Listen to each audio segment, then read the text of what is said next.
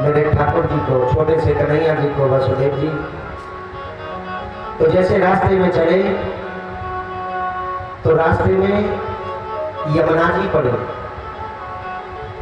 यमुना जी में जैसे ही प्रवेश किया तो यमुना जी बड़ी उफान लेने लगी और उफान लेने लगी। पहले तो यहां तक जल आया वासुदेव जी के। वासुदेव जी ने सोचा कि हमने बचूंगा नहीं। फिर यहां तक जल आया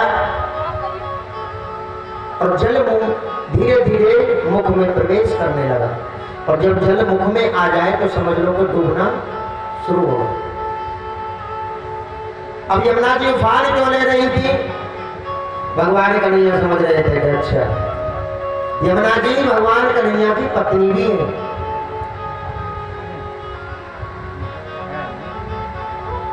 भगवान कन्हैया की पत्नी भगवान के अपने पति के पैर छूने आ रही थी, लेकिन भगवान कन्हैया ने अपने पैर छोड़ा में रख रखे थे। अब भगवान कन्हैया समझ गए कि अच्छा, तुम मेरे दर्शन करने आ रही हो, मेरे पैरों को छूने आ रही हो। अब इतना जैसे ही भगवान कन्हैया ने अपने पैरों को नीचे किया और यमुना मैया पैर छू करके अपने पति देव के, छोटे से कन्हैया जी के पैर छू करके नीचे चली गई। घोटू घोटू तक हो गई। हंसने लगे भगवान कन्हैया। अब भगवान कन्हैया ने सोचा रात्रि का समय है, सब लोग बाहर सो रहे होंगे। गांव में भारी सोते हैं ना, गर्मी का समय हो, सावन भादों में सब बाहर सोते हैं।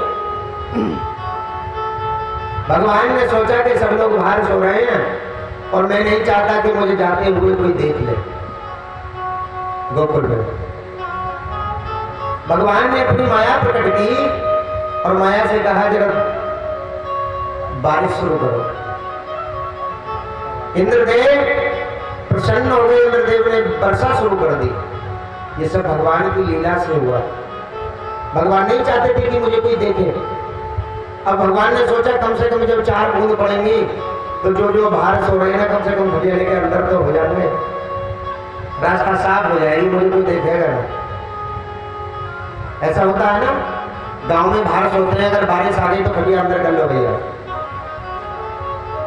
तो जैसे बारिश शुरू हुई, बारिश तेज हुई तो भगवान की आंखों में जल जाने लगा।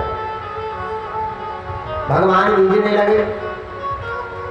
तो बलराम जो शेष के अवतार थे वो देख रहे थे, अच्छा मेरा तो जन्म हो गया, मेरा भैया भी आ रहा है।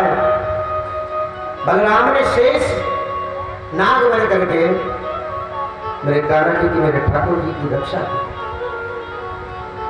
जो वर्षा हो रही थी अपने ऊपर ले ली और भगवान को सुरक्षित रहने दिया। आज वासुदेव जी छोटे से कन्हैया को लेकर के आगे चले और वहां सब सो रहे थे। वासुदेव ने अंदर गोकुल में प्रवेश किया और यशोदा मैया के एक कन्या का जन्म हुआ था, बिटिया का जन्म हुआ था। तो यशोदा मैया के पास से बिटिया को उठाया और कान्हा जी को सुला दिया। जब कान्हा जी को सुला दिया, अब उधर यशोदा मैया की बिटिया हुई नहीं थी, होने वाली थी। अब यशोदा मैया पीड़ा से ग्रस्त थी। तो नंद बाबा की 2 बहन थी, नंदा और सुनंदा। अब बार बार चक्कर लगाए गर्भगृह के। अब नंद बाबा कह रहे हैं, अरे बीबी कुछ है लियो। बोली अभी कहाँ है लियो भैया, मैं बार बार जा तो रही हूँ। अच्छा एक बात बताओ भैया, अगर लल्ला है लियो, छोरा है लियो, देखिए लल्ला और छोरा ये वृंदावन की ब्रज भाषा है। छोरा है लियो तो भैया मुझे ये बताओ तुम क्या दोगे?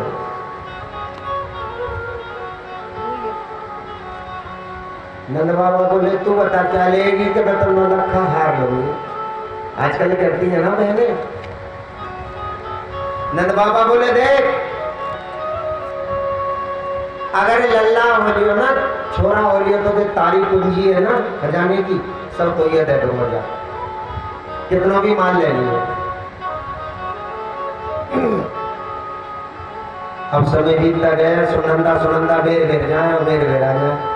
नंद बाबा कह रहे भाई कुछ समाचार। भैया अभी कोई समाचार ना है अभी तो टाइम लगेगा। अब नंद बाबा बड़े परेशान थे इधर से उधर इधर से उधर इधर से उधर घूम रहे थे। कुछ देर बाद